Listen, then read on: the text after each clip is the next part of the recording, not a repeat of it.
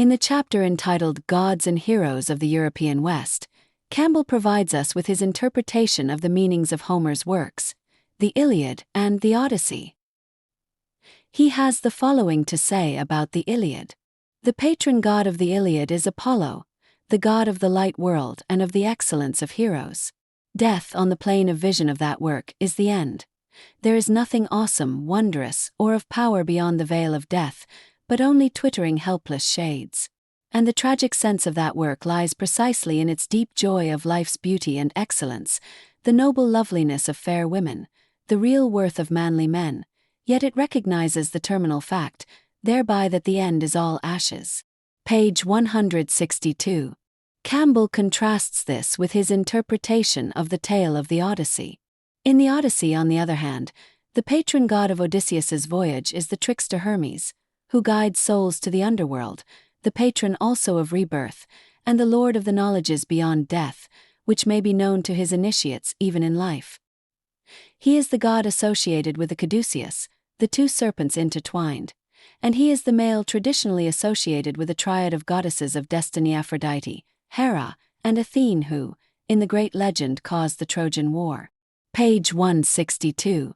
We know from Homer's narrative that Odysseus killed over 100 men during the course of his Odyssey. We also know from other sources that Hermes was the prodigy of Zeus and the nymph Maia, the protector of journeymen, thieves, and a guide for wandering dead souls. Hermes was recognized by his winged sandals, hat, and staff, and carrying the carvings of gods and two intertwined serpents. This staff was wielded by both Pythagoras and Cassandra, and reputedly contains the power of immortality for its owner.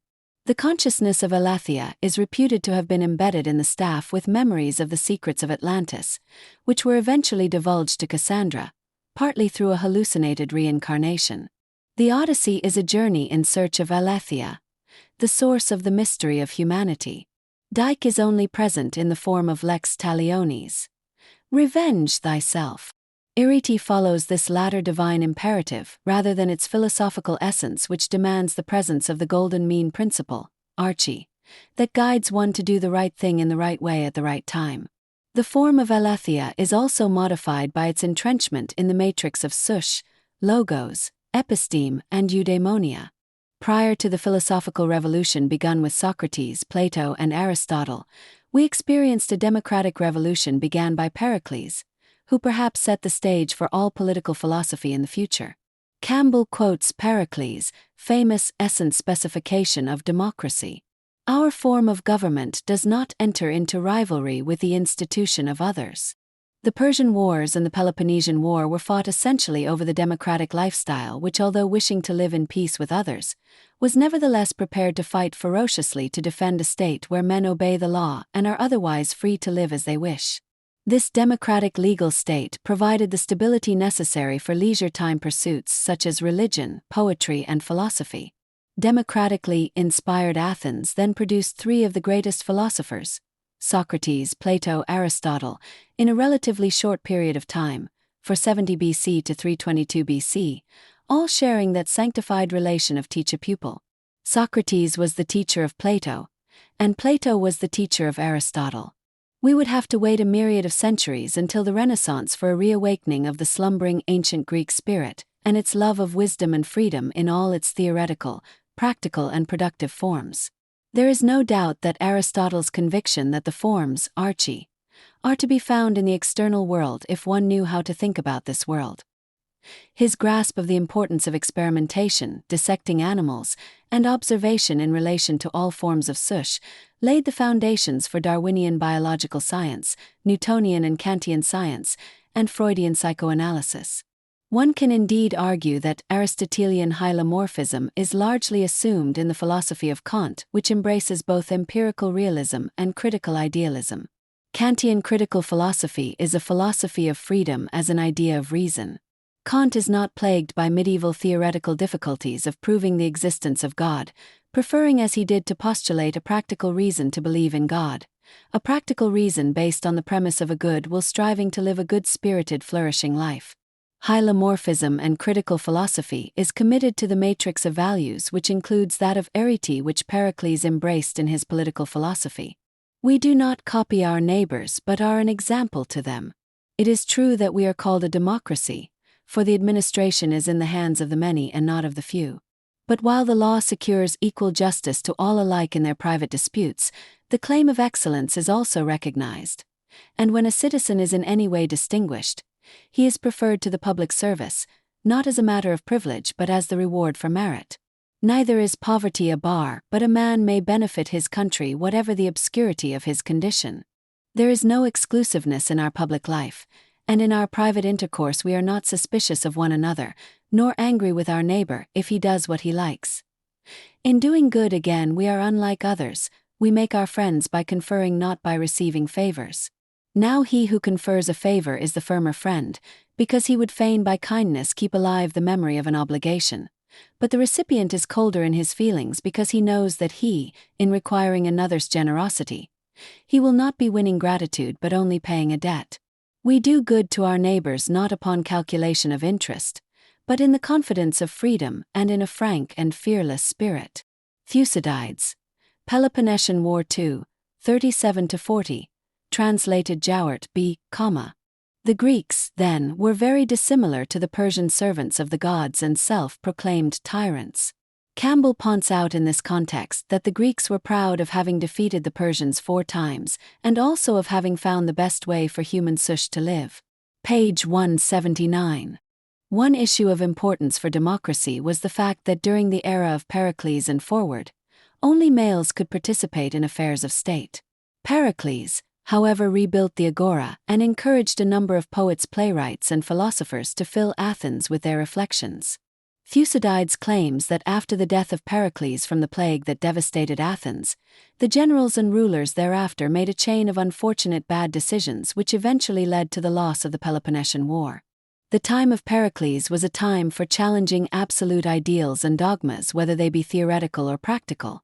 Anaxagoras, a friend of Pericles, challenged the position that the sun and moon were divinities, claiming they were made of material substance following laws of the cosmos. He was exiled from Athens for his controversial views, but later Socrates would acknowledge an intellectual debt to Anaxagoras by giving up his investigations into the laws of the cosmos and turning to more abstract matters such as the true and the good and the laws of the mind, human sush, in accordance with the noos principle of Anaxagoras.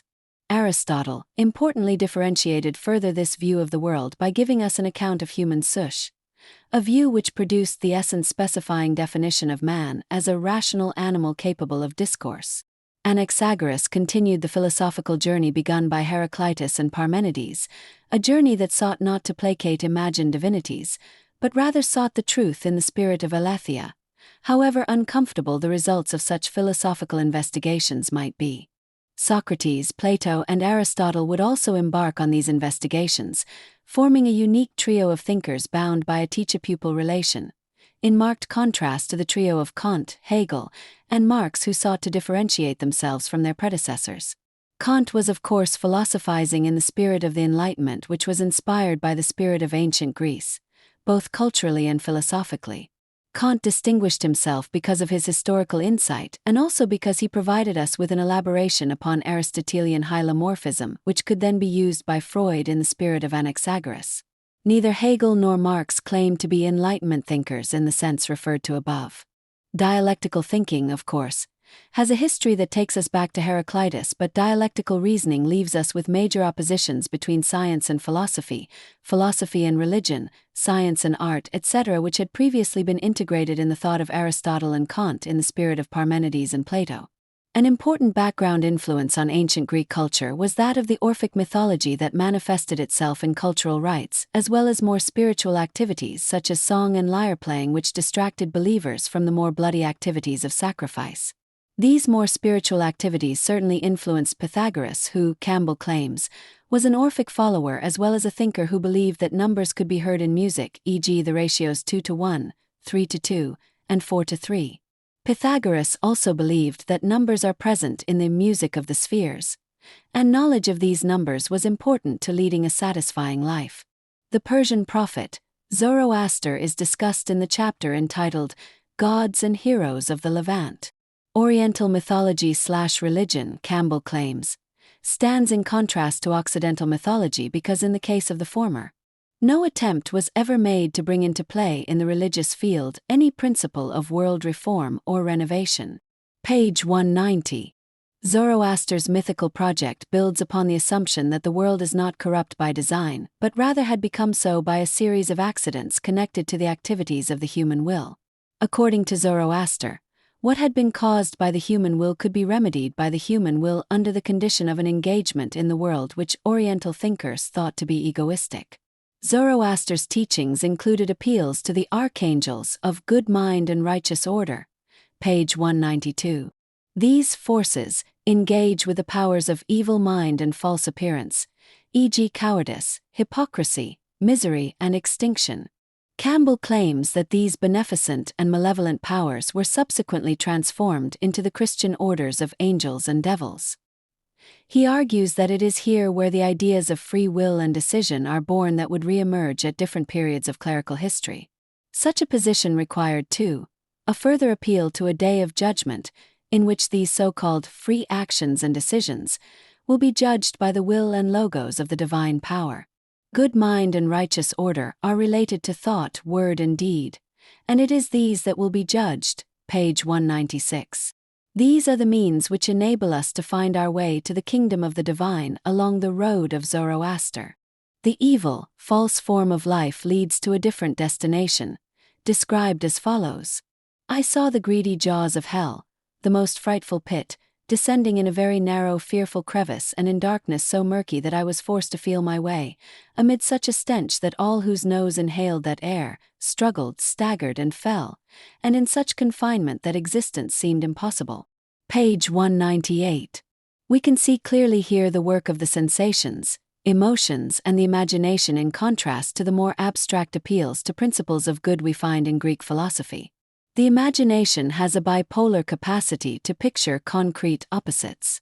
For the Aristotelian and Kantian philosophers, such bipolar alternatives are extremes which require the application of the principle of the golden mean or an account of human sush embedded in the matrix of arche, arete, dike, aletheia, logos, episteme, eros, thanatos, ananke, and eudaimonia.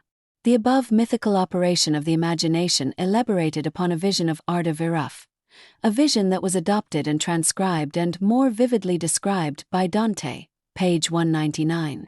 The above visions or images substantially influenced both Judaism and Christianity, and assisted by the emotions of fear and terror, contributed to limiting the more calm contemplative rational approaches to the realities experienced by the human form of sush.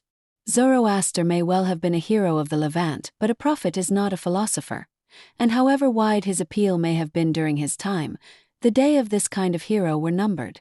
It was the Platonic account of the life and times of Socrates, including his death, that would introduce a new kind of hero onto the world stage.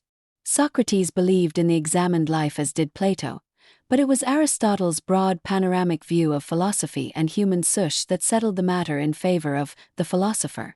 It was this conceptually and rationally oriented spirit that inhabited the philosophy of Kant during the time of the Enlightenment, which preserved the influence of the ancient Greeks upon our European culture, that would remain relatively stable for the next 140 years until the First World War broke out. Hannah Arendt's work, The Origins of Totalitarianism, charts the causes of both the First and Second World Wars in a way that reminds one of the Platonic and Aristotelian opposition to tyrants, whose unnecessary and unlawful desires led to such ruin and destruction.